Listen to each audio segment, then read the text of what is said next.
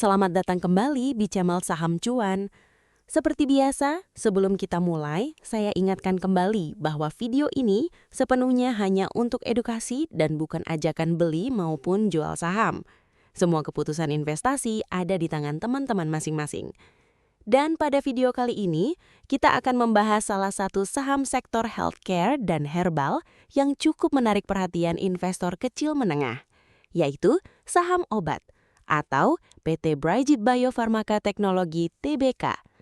Video ini dibuat menggunakan data laporan keuangan Q1 tahun 2026 serta harga penutupan pasar tanggal 13 Mei 2026. Jadi, pastikan teman-teman tetap melakukan riset lanjutan sebelum mengambil keputusan investasi.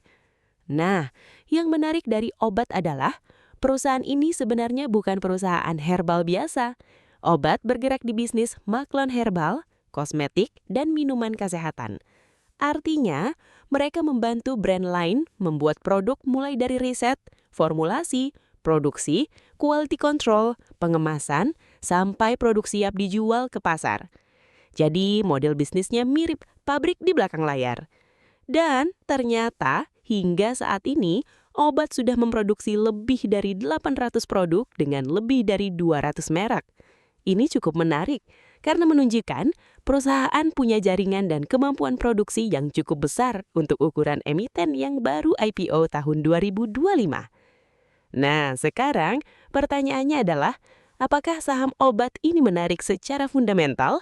Mari kita bahas perlahan. Lalu bagaimana dengan pertumbuhan perusahaan? Nah, ini bagian yang cukup impresif. Revenue atau pendapatan obat tumbuh lebih dari 51% secara tahunan. Ini angka yang sangat tinggi, bahkan untuk ukuran perusahaan growth. Artinya permintaan masih kuat, penjualan meningkat, dan kemungkinan kapasitas produksi mulai bertambah. Dalam dunia growth investing, pertumbuhan seperti ini biasanya sangat disukai pasar. Namun, di balik pertumbuhan penjualan yang tinggi, ada satu warning besar yang harus diperhatikan investor, yaitu laba perusahaan justru turun cukup tajam. EPS atau laba per saham turun lebih dari 56%. Ini poin yang sangat penting karena pasar saham biasanya tidak hanya melihat pertumbuhan penjualan, tetapi juga melihat kemampuan perusahaan menghasilkan laba. Jadi meskipun revenue naik tinggi, kalau profit turun, maka pasar bisa mulai khawatir. Kemungkinan besar saat ini perusahaan sedang berada dalam fase ekspansi agresif. Biaya operasional meningkat, investasi bertambah, dan margin laba mulai tertekan. Dan memang ini sering terjadi pada perusahaan growth kecil yang sedang berkembang. Masalahnya adalah pasar saham tidak suka ketidakpastian. Itulah sebabnya harga saham obat terus mengalami tekanan sejak IPO. Nah, sekarang kita masuk ke bagian yang menurut saya menjadi kekuatan terbesar obat, yaitu kondisi neraca keuangannya. Jujur, untuk ukuran saham small cap, kondisi keuangan obat sangat sehat. Debt to equity ratio hanya sekitar 0,05. Artinya, perusahaan hampir tidak punya utang. Cash perusahaan sekitar 28 miliar rupiah. Sementara total utangnya hanya sekitar 6 miliar rupiah. Current ratio juga sangat tinggi. Ini menunjukkan likuiditas perusahaan sangat kuat. Dan dalam dunia investasi, perusahaan dengan utang kecil biasanya jauh lebih aman saat kondisi ekonomi sedang sulit. Selain itu, Auburn's Z-score perusahaan juga sangat tinggi. Artinya risiko financial distress atau kebangkrutan relatif sangat kecil. Jadi, dari sisi kesehatan finansial, obat sebenarnya sangat menarik. Namun, ada satu hal lagi yang harus diperhatikan, yaitu cash flow perusahaan. Cash flow operasional memang masih positif. Artinya, bisnis inti masih menghasilkan uang, tapi cash flow investasi negatif cukup besar. Dan free cash flow juga mulai negatif. Ini menunjukkan perusahaan sedang agresif melakukan ekspansi. Kemungkinan membangun fasilitas baru, menambah kapasitas produksi, atau meningkatkan infrastruktur bisnis. Nah, disinilah fase penting obat dimulai. Kalau ekspansi ini berhasil, maka beberapa tahun ke depan, laba perusahaan bisa melonjak sangat besar. Namun kalau gagal, margin laba bisa terus tertekan, dan pasar akan semakin pesimis. Lalu, bagaimana dengan valuasinya? Nah, ini bagian yang cukup menarik. TER saham obat saat ini sekitar 10 kali, PBB sekitar 1,49 kali, dan EV/EBITDA sekitar 4 kali. Secara valuasi, ini sebenarnya belum mahal, bahkan bisa dibilang cukup murah untuk perusahaan yang masih bertumbuh tinggi. Namun, pasar tampaknya masih memberi diskon karena laba turun, margin tertekan, dan tren saham masih bearish. Jadi, obat saat ini bisa dikategorikan sebagai cheap growth stock, murah tetapi masih penuh ketidakpastian.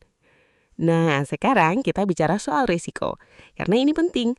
Risiko pertama adalah bisnis herbal dan skincare sangat dipengaruhi tren pasar. Kalau tren berubah cepat, perusahaan harus terus berinovasi. Risiko kedua, persaingan bisnis maklon semakin ramai. Kompetitor baru bisa muncul kapan saja, dan perang harga bisa menekan margin perusahaan. Dan terakhir, karena obat baru IPO tahun 2025, track record publik perusahaan masih pendek. Investor belum benar-benar tahu bagaimana kualitas manajemen menghadapi siklus bisnis jangka panjang. Kalau kita simpulkan, obat sebenarnya memiliki kombinasi yang cukup menarik. Industri sedang bertumbuh, model bisnis scalable, utang sangat kecil, dan valuasi belum mahal. Namun, perusahaan saat ini sedang berada dalam fase penting, yaitu fase ekspansi dan pembuktian. Apakah mereka benar-benar bisa berkembang menjadi pemain besar di industri wellness, atau justru pertumbuhan mulai melambat karena tekanan margin? Jadi menurut saya, obat lebih cocok untuk investor agresif yang memahami risiko small cap dan siap menghadapi volatilitas tinggi, bukan untuk investor yang mencari kestabilan jangka pendek. Nah, sekarang saya ingin tahu pendapat teman-teman. Menurut kalian, obat ini hidden gem sektor wellness atau justru growth stock yang masih terlalu dini untuk dikoleksi? Dan kalau kita masuk ke analisa teknikal, secara jujur, tren besar saham obat memang masih bearish. Dari harga tertinggi 580, saham ini terus turun cukup dalam. Return 1 tahunnya bahkan minus sekitar 40%. Ini menunjukkan bahwa pasar masih berada dalam fase wait and see. Area support penting sekarang berada di sekitar 294 hingga 300. Kalau area ini jebol, maka tekanan turun bisa kembali berlanjut. Sedangkan resisten terdekat ada di area 340 sampai 360. Dan resisten besar berikutnya berada di sekitar 400 hingga 420. Selama harga belum mampu breakout area resisten tersebut dengan volume besar, maka tren besar masih dianggap bearish sideways. Walaupun begitu, karena penurunannya sudah cukup panjang, kemungkinan indikator teknikal seperti RSI dan stochastic mulai mendekati area oversold. Namun, perlu diingat, oversold bukan berarti otomatis rebound. Dalam saham small cap, harga bisa tetap turun cukup lama. Karena itu, pendekatan paling aman adalah menunggu konfirmasi reversal, peningkatan volume, dan breakout resisten penting. Kalau kita simpulkan, obat sebenarnya punya kombinasi yang cukup menarik. Revenue bertumbuh tinggi, utang sangat kecil, valuasi relatif murah, dan industri herbal punya prospek jangka panjang yang masih sangat besar.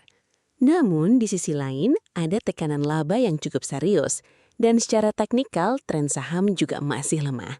Jadi, menurut saya, obat saat ini lebih cocok masuk kategori high risk, high potential growth stock. Menarik untuk dipantau, tetapi tetap harus disiplin dalam manajemen risiko, karena pada akhirnya pasar akan menentukan apakah obat benar-benar bisa berkembang menjadi perusahaan herbal besar atau justru hanya menjadi growth story sementara. Jadi menurut kalian bagaimana? Apakah obat ini hidden gem sektor herbal dan wellness atau justru saham growth yang masih terlalu dini untuk dikoleksi? Tulis pendapat kalian di kolom komentar. Kalau teman-teman suka analisa fundamental dan teknikal mendalam seperti ini, jangan lupa bantu support channel Saham Cuan dengan cara like, comment, subscribe, dan aktifkan lonceng notifikasinya. Saya pamit undur diri.